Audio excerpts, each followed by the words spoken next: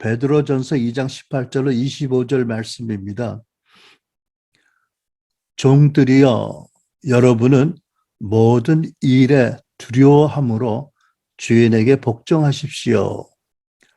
선하고 너그러운 사람들뿐 아니라 까다로운 사람들에게도 그렇게 하십시오.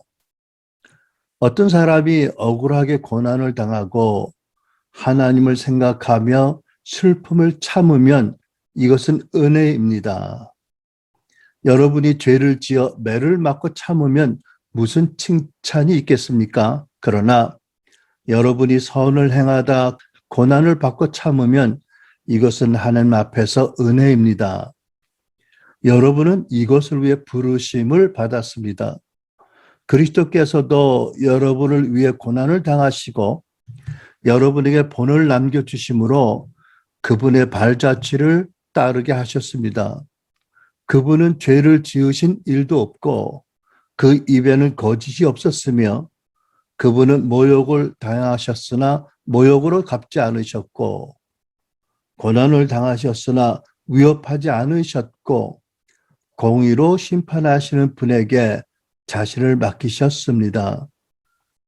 그분이 친히 나무에 달려 자기 몸으로 우리의 죄를 짊어지셨으니 이는 우리가 죄에 대해서 죽고 의에 대해 살게 하시려는 것입니다. 그분이 채찍에 맞음으로 여러분이 나음을 얻었습니다. 여러분이 전에는 길 잃은 양과 같았으나 이제는 여러분의 영혼의 목자 되시며 감독자 되신 분에게로 돌아왔습니다. 아멘. 할렐루야.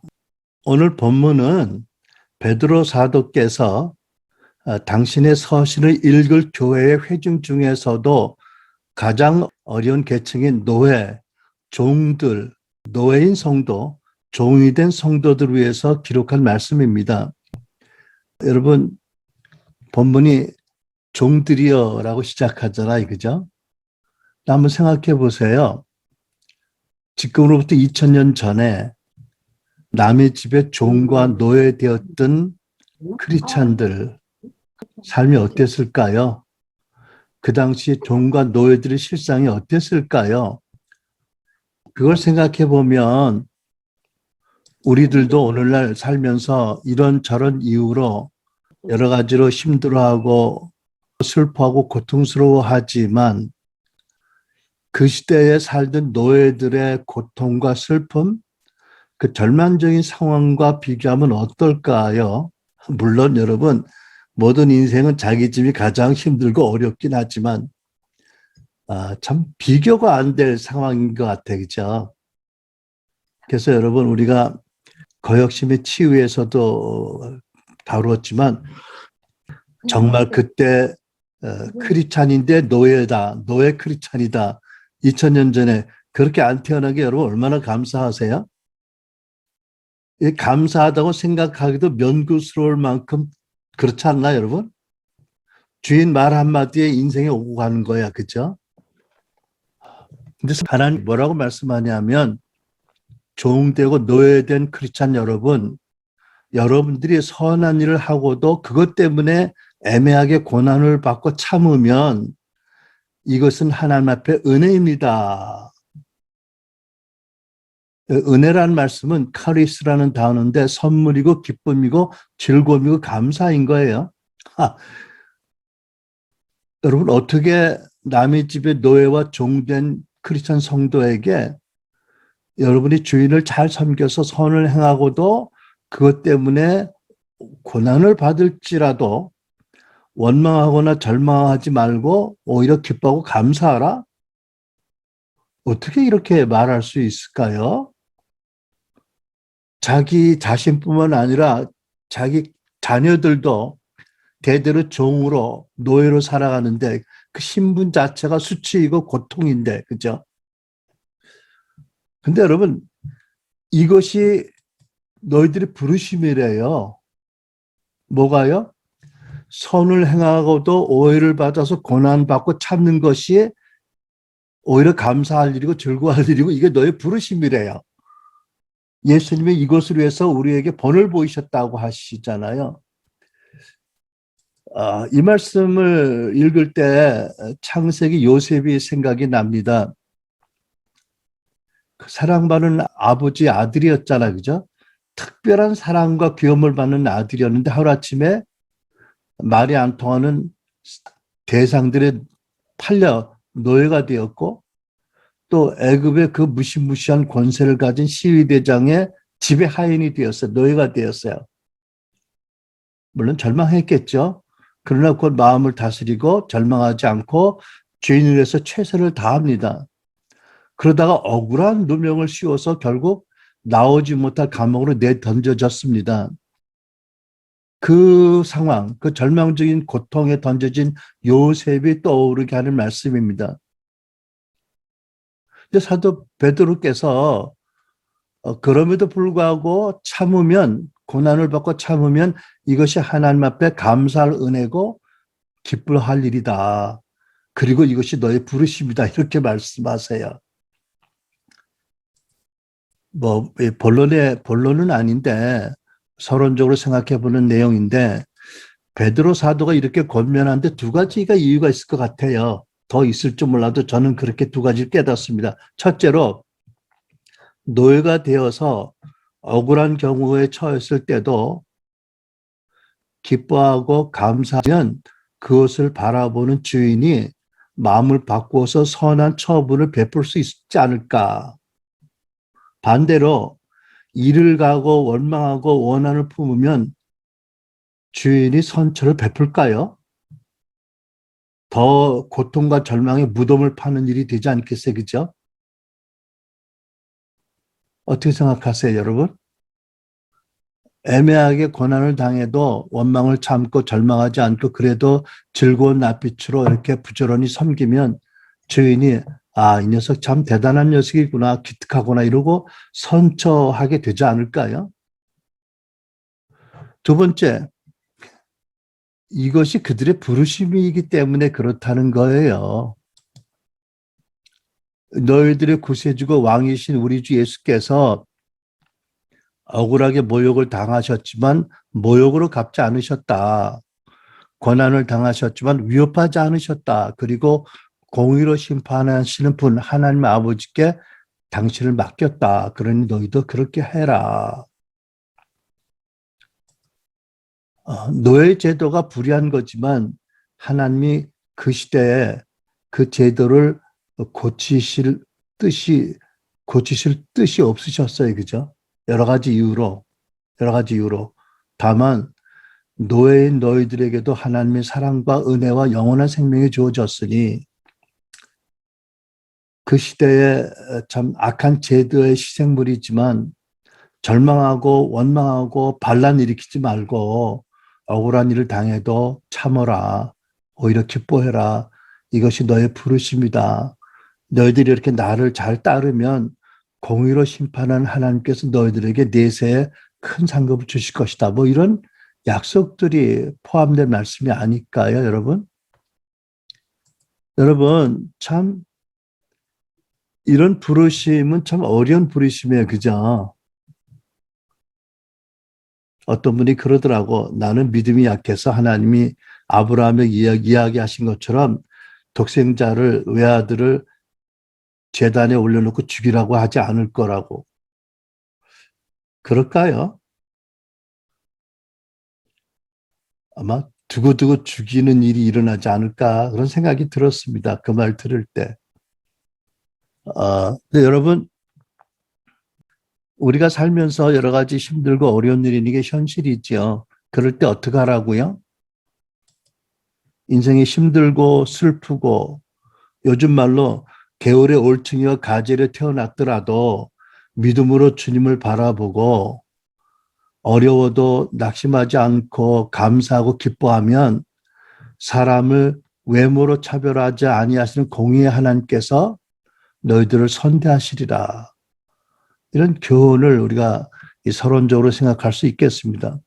자, 그렇다면 서론적인 고난의 부르심을 전제로 하고 오늘을 살아가는 여러분과 나에 대해서 하나님이 성경 말씀을 통해서 알게 하는 개인적인 구체적인 부르심이 무엇인지 생각해 보는 시간이 되기 원합니다. 또 교회가 어떻게 성도 각자의 부르심을 이루도록 지도할 것인지에 대해서도 오늘 살펴보려고 합니다. 먼저 여러분, 성경에서 우리가 발견하는 여러분과 나 성도들의 부르심은 무엇일까요? 첫째로 저는 이렇게 믿습니다. 여러분과 나의 가장 우선적인 부르심은 하나님 아버지의 자녀라는 것입니다. 오늘 미국 캐나다의 아버지의 날이라고 해서 참 잘 은혜롭네요. 우리는 하늘아버지의 자녀라는 부르심을 받았어요. 그죠? 그러니까 우리는 하늘아버지를 가장 사랑하고 형제들과 이웃을 사랑해야 된다라는 것이 첫 번째 부르심에 따르는 우리의 책무라고 믿습니다. 성경은 예수 믿는 신자들 모두가 다 하나님의 자녀라고 말씀합니다. 에베소서 2장 19절, 그러므로 이제부터 여러분은 외국 사람이나 나그네가 아니요 성도와 같은 시민이요 하나님의 가족입니다. 요한일서 3장 1절도 보라 아버지께서 어떠한 사랑을 우리에게 베푸사 하나님의 자녀라 일컬음을 받게 하시는가 우리가 그러하도다.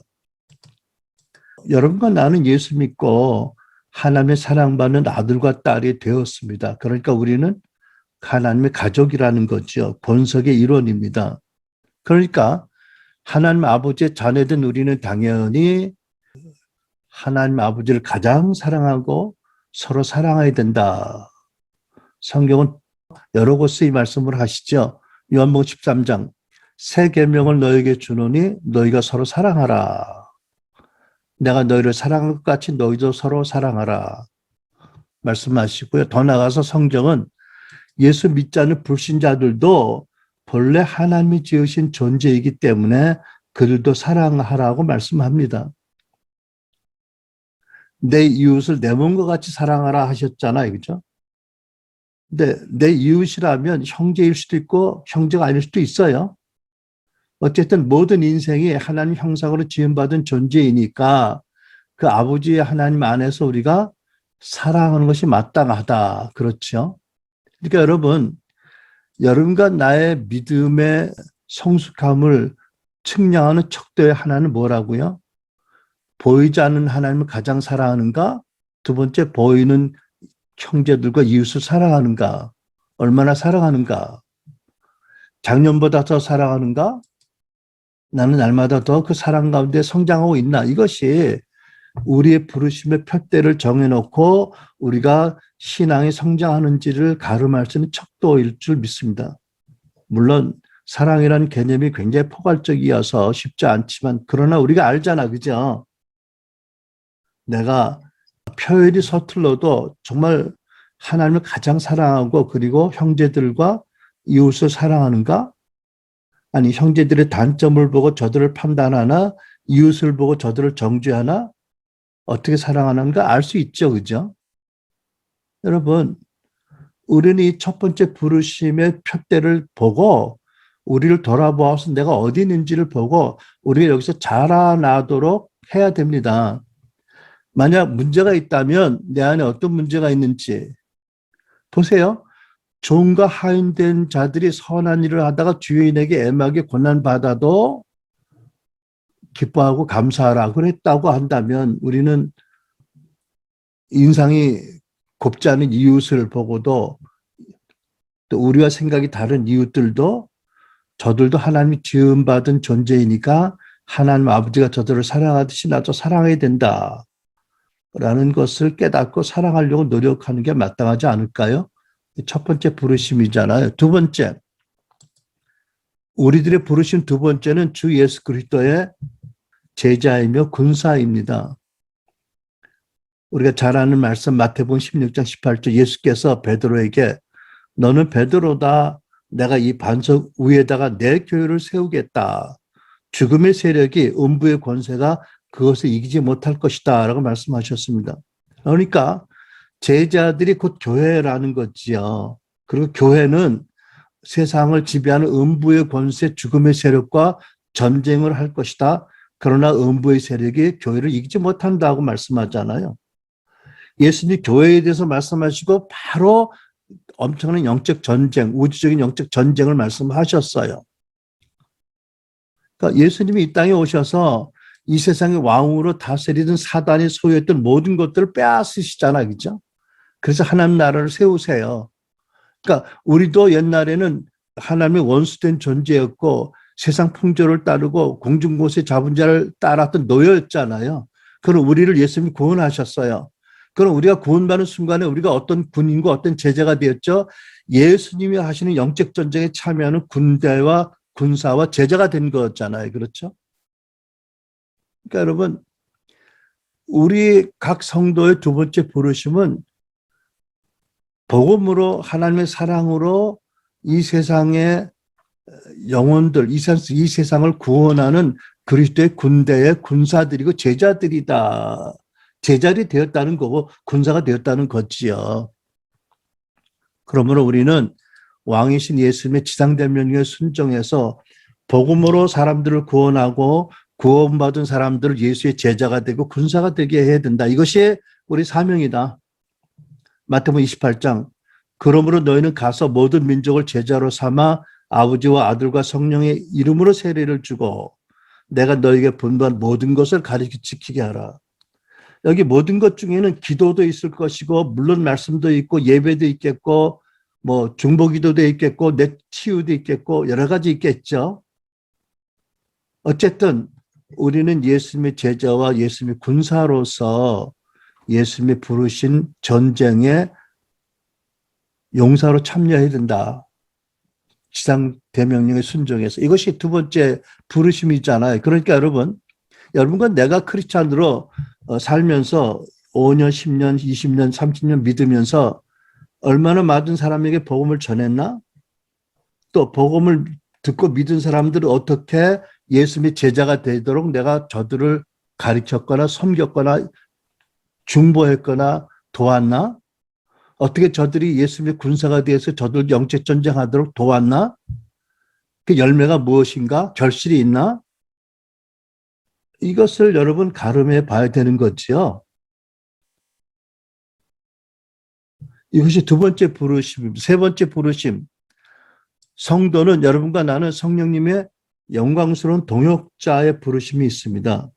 고린도전서 3장 9절. 우리는 하나님의 동역자들이요. 누가 동역자라고요? 여러분이 성령님의 동역자. 제가 성령의 동역자라고 성경에 말씀합니다.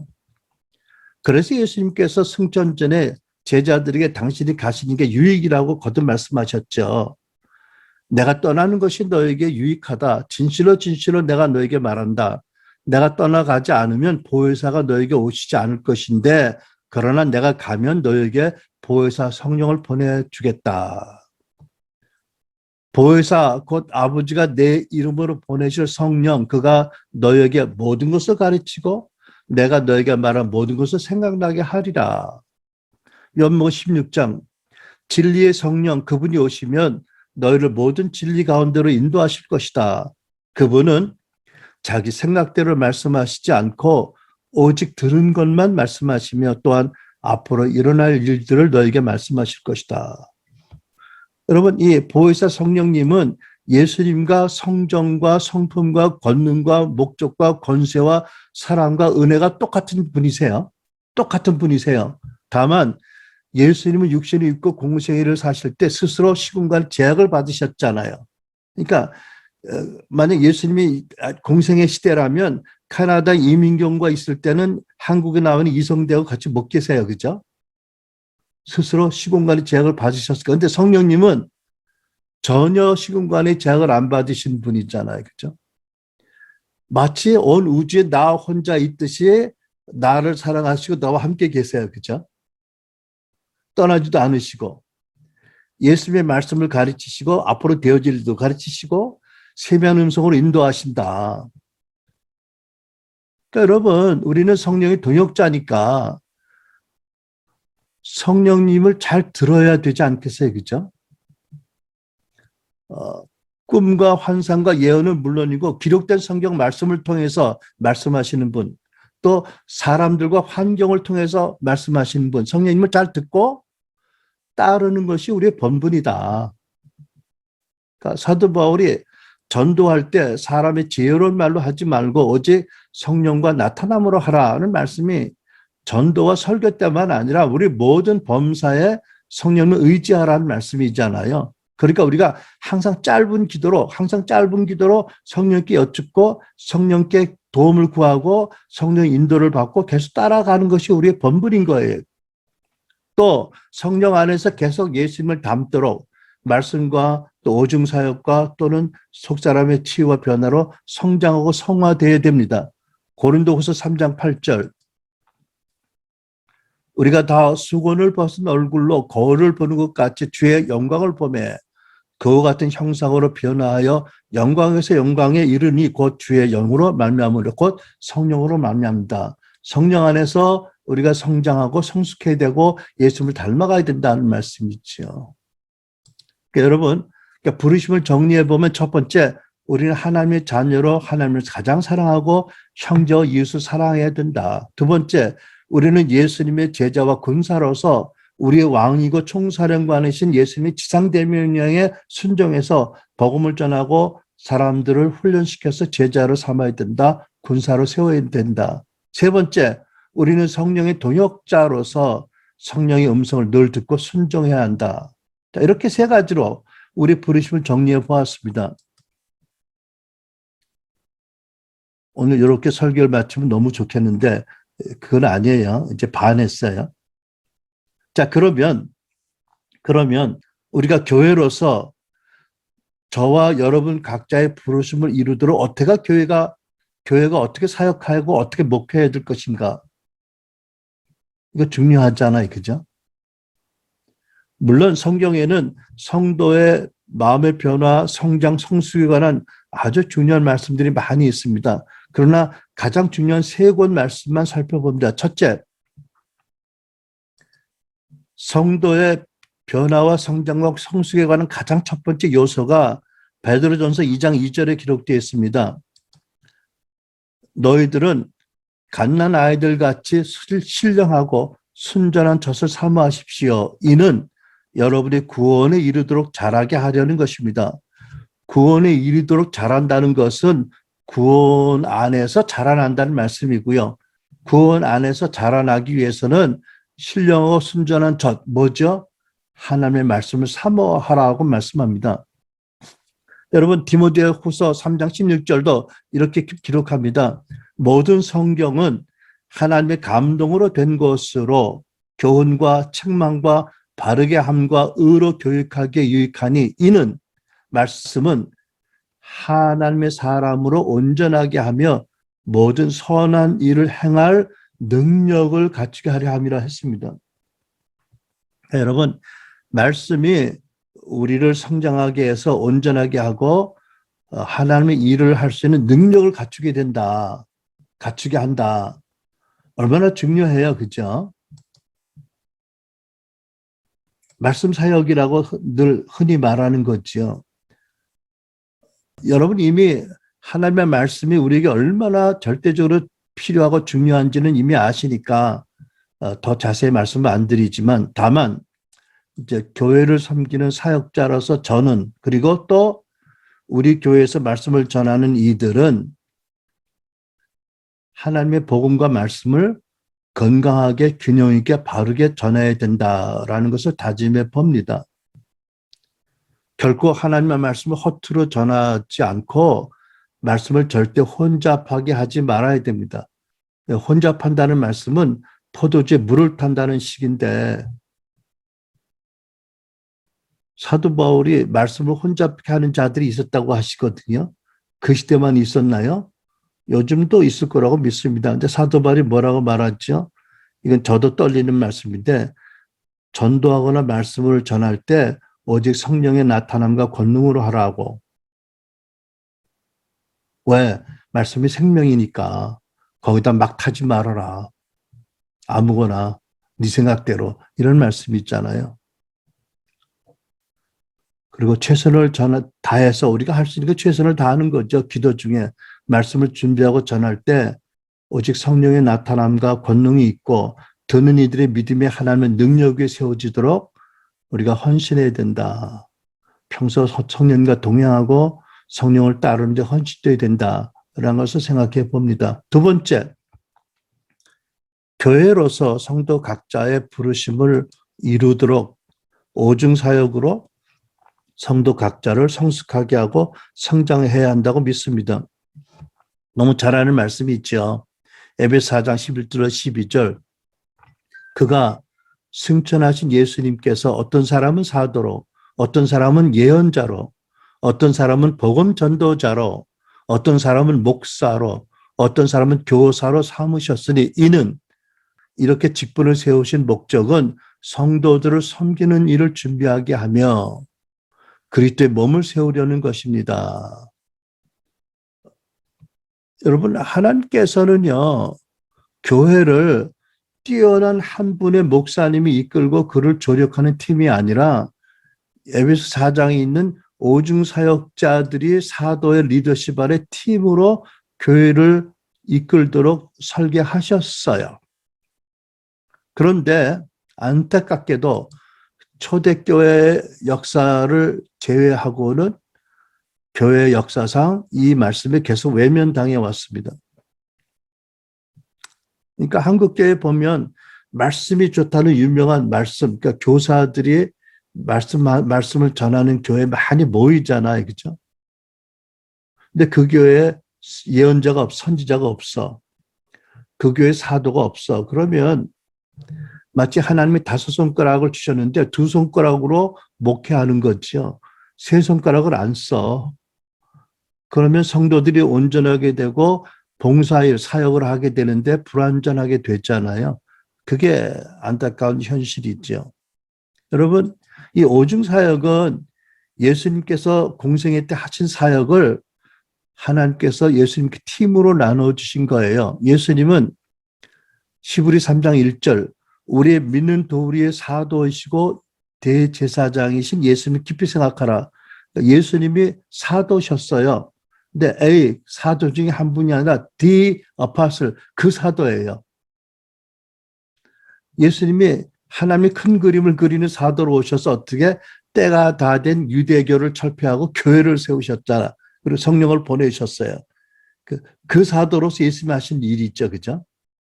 예수님은 그 선지자로 이 땅에 오셔서 하나님이 어떤 분인지를 완전히 알게 하셨어요. 요한복음 14장 7절 너희가 나를 알았더라면 내 아버지도 알았을 것이다. 그러니까 예수님을 본 사람은 아버지를 본 거예요. 이와 같은 완전한 하나님을 계시한 선지자가 어디 있어요. 그죠? The prophet이죠. 하나님이 어떤 분인지를 알게 하신 분. 또 예수님이 그 전도자로 오셔서 천국 복음을 전파하셨죠. 누가복음 4장 43절 내가 다른 동네에서도 하나님 나라 복음을 전하여 하리니 나는 이 일로 보내심을 입었노라. 그 전도자로 오셔서 그 천국 복음을 전파하셨어요. 그 다음에 그 목사, the pastor, 그러니까 그 목자로 오셔서 양들을 돌보시고 치유하시고 원수를 쫓아주시고 보호하셨어요. 오늘 본문의 말씀이 있잖아. 베드로전서 2장 25절에 너희가 전에는 양과 같이 길을 잃었더니 이제는 너희 영혼의 목자에게 돌아왔다. 누가 목자예요? 예수님. 그죠? 그 다음에 예수님께서 그 교사, 더 티처로 오셔서 최고의 권위자로 말씀을 가르쳤어요. 마태복음 4장 23절 예수께서 온 갈릴리에 두루 다니사 저희 회당에서 가르치시며 말씀을 가르치셨잖아요. 그죠? 그러니까 예수님이 이 5가지 사역을 친히 하셨어요. 그런데 승천하실 때 예수님께서 우리가 유한하니까 우리가 예수님 아니니까 하나씩 하나씩 따로 떼어서 직임을 주시고 맡겨주시고 너희들이 연합된 팀으로 교회를 잘 이끌어서 내 교회를 건강하게 하고 교회를 잘 온전하게 하고 구비시켜서 내 일을 교인들이 하게 하라고 맡기신 게 오중 사역인 거지요. 그래서 여러분 저희 교회는 그 사도적인 리더십 아래서 오중 사역 체제가 잘 세워져서 한 분 한 분을 더 온전하게 구비되도록 노력을 하고 있습니다. 바라기는 여러분들도 오중 사역 안에서 자기의 자리를 발견하고 거기에 서셔서 여러분에게 주신 은사로 말미암아 교회에게 유익을 나눠주고 여러분들도 온전하게 된 그런 은혜와 축복이 있기를 기도합니다. 세 번째, 성도의 변화와 성장과 성숙을 위한 세 번째 원리, 우리 교회가 택한 원리. 성도가 계속 성장하고 성숙하려면 자기 안에는 옛사람의 것들을 버리고 죽여야 된다. 다시 말해서 속사람의 치유를 받아야 된다는 것이지요.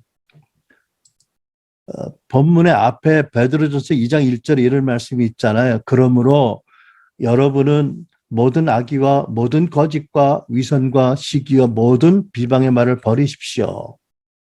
여러분, 여기 그러므로라는 말씀을 보면 그 앞에 전제를 이어받는다는 뜻인데 베드로전서 1장을 보면 무슨 말씀이 있냐면 1장 22절 23절 특별히 여러분은 진리에 순종함으로 여러분의 영혼을 깨끗하게 하여서 거짓 없이 형제 사랑하게 이르렀으니 청결한 마음으로 서로 깊이 사랑하십시오.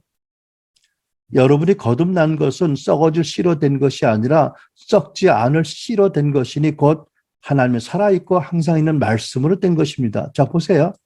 말씀으로 거듭나고 보혈로 깨끗함을 받았대요. 또 예수님을 사랑하고 영광스러운 즐거움으로 즐거워하고 하나님의 권능으로 보호받는다는 게 베드로전서 1장의 내용이거든요. 근데 2장에 딱 들어와서 뭐라고 말씀하세요? 그러므로 여러분은 모든 악의와 모든 거짓과 위선과 시기와 모든 비방한 말을 버리십시오. 무슨 뜻입니까? 거듭나서 하나님의 사랑받는 자녀가 되었고 예수의 보혈로 씻김 받았는데 이제 그러니까 이제 때가 되었다. 무슨 때가 되었어요? 너 배 가르고 뱃속에 있는 더러운 거 꺼내자. 그래야 신령한 말씀을 먹고 너희들이 잘한다. 이런 말씀이잖아요. 그죠? 그러니까 거듭난 새 피조물 안에 뭐가 있다고요? 아직도? 모든 악이, 모든 거짓, 위선, 시기, 모든 비방한 말이 있다는 거잖아요. 이게 대면하고 싶지 않은 불편한 진실이고 진리야, 그죠? 새 피조물 됐으면 됐지 뭘 또 그러므로라고 왜 해? 근데 아주 엄격하게 말씀하잖아요. 그러므로 거듭났으니까 이제 하나님 사랑도 알고 너희들 웬만큼 수술 받을 만큼 이제 체력이 되었으니까 이제 수술하자, 배 까자, 드러내자, 암덩어리 빼자 이런 말씀이 있잖아요. 모든 악이 해치고 싶은 욕망, 악한 생각, 모든 거짓, 속임수, 기만, 교활하게 하는 것, 위선, 연기하고 시침이 떼는 것, 시기에 누가 제일이냐고 12지자가 계속 싸웠잖아요. 최후의 만찬 석상까지가 싸웠어요. 모든 비방하는 말, 뒷담화하는 거, 악담하는 거, 험담하는 거. 이거 교회에서 보여요? 안 보여요? 있다고 하세요. 성경은. 있다고 하세요. 여러분, 예수님을 따르던 사도들에게도 이런 문제가 있었잖아요. 누가복음 9장. 사마리아를 지날 때 예수께서 그 일행이 예루살렘 가는 것을 알고 사마리아 사람들이 반기지 않았어요. 그러니까 우리 가게 문 닫았어요. 우리 빵 떨어져서 떡 없어요. 뭐 이랬겠죠. 그러자 제자인 야고보 요한이 이때는 사도가 된 이유거든요. 사도 야고보 요한이 뭐라고 그랬어요? 주여 우리가 하늘에서 불을 내려 이들을 태워 죽이자고 난동을 쳤어요. 그죠? 있었던 거거든요. 뭐가 있었어요? 아기가 있었던 거잖아요. 아기가요. 사도시였는데. 여러분 예수님이 집주님 비유로 말씀하셨잖아요. 누가복음 6장. 어찌하여 나더러 주님 주님 하면서도 내가 말하는 대로 하지 않느냐. 내가 너에게 보여주겠다. 땅을 깊이 파고 반석 위에다 기초를 놓고 집을 지어라. 땅을 파면 뭐가 나와요? 거기 짐승 뼈다구도 나오고 썩어진 나무 토막도 나오겠지요. 우리 마음을 깊이 파면 뭐가 나올까요? 모든 악의, 모든 기만, 위선, 험담하는 말이 있다는 거잖아요. 그러니까 여러분 이 말씀에 따라서 속사람 치유를 받고 버릴 것은 버리고 십자가 못 박아 죽일 것은 죽고 용서할 것은 용서해야 신령한 젖을 사모하고 계속 구원 안에서 자라게 된다. 그래서 여러분, 우리 교회에 세 가지 그 목회 원리가 있어요. 말씀 사역, 오중 사역, 그리고 속사람의 치유 사역. 이 세 가지를 통해서 하나님의 아들, 딸로서 하나님을 가장 더 사랑하게 하고 이웃을 사랑하게 하고, 이 세 가지 사역을 통해서 예수의 제자와 군사로서 영적 전쟁에 용감하게 참여해서 지상대 명령 헌신해서 제자들이 있게 하고, 이 세 가지 사역을 통해서 성경을 더 잘 듣고 잘 순종해서 놀라운 하나님 영광을 나타내게 한다. 여러분, 우리 성도 여러분이 이것을 명심하게 되기 바랍니다. 이것이 우리 교회가 존재하는 목적이요, 여러분의 부르심이요, 우리 교회가 몸으로서 여러분들 섬기는 가장 효과적인 원리입니다. 그래서 여러분 모두가 다 더 하나님을 사랑하는 사람, 사랑하지 못할 이웃도 사랑할 수 있는 사람이 되기 바라고, 더 많은 사람들을 제자 삼고 예수님의 군대로 삼는 일에 여러분들이 부분적이라도 적극 동참하기 바라고, 여러분 날마다의 삶 가운데 짧은 기도와 성령의 음성을 듣고 말씀으로 또 여러 가지로 정직히 순종하는 삶 가운데 성장해서 하나님의 부르심을 이루어드리고 하나님을 기쁘시게 하는 우리 순환교회 성도 여러분과 제가 될 수 있기를 축복합니다. 네, 여러분 마음에 새겨지기 바랍니다. 그리고 우리가 하는 모든 일을 이 빛으로 비춰서 비춰보고 나갈 수 있기를 바랍니다. 우리 다 같이 이 세 가지의 부르심, 세 가지의 목회 원리, 그러니까 우리 안에 온전히 장착되고 새겨져서 늘 돌보아서 이 빛으로 비춰져서 우리가 바르게 나갈 수 있게 해달라고. 그래서 여러분과 내가 다음 달에 여러분과 내가 이달보다 더 성장하고 내년에 훨씬 성장하는 열매 맺는 저 여러분, 우리 교회 되기를 축복하고 기도합니다. 다 같이 통성으로 기도하겠습니다. 근데 기도하기 전에 먼저 이 찬양 곡조 있는 기도로 우리 하나님께 우리 다시 한번 헌신하면서 헌신하고 각자 통성으로 기도하도록 하겠습니다. 네.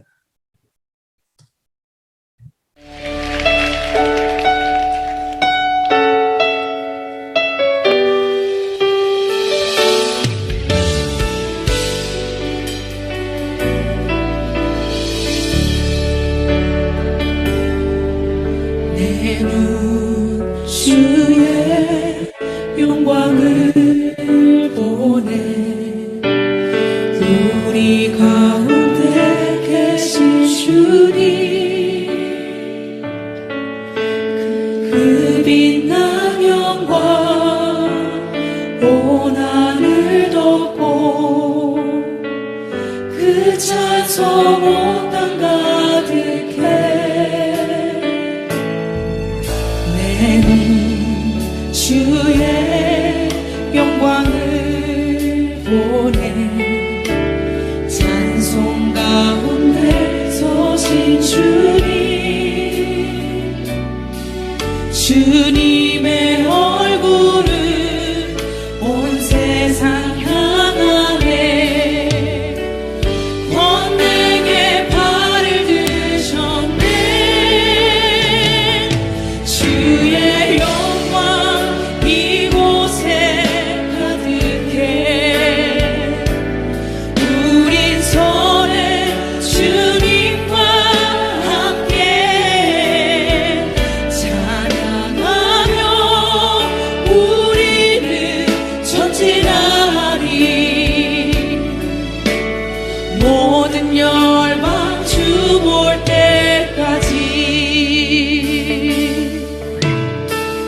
내 눈 주의 영광을 보내 내 눈 주의 영광을 보내 우리 가운데 계신 주님 그 빛난 영광 온 하늘 덮고 그 찬송 온 땅 가득해 내 눈 주의 영광을 보내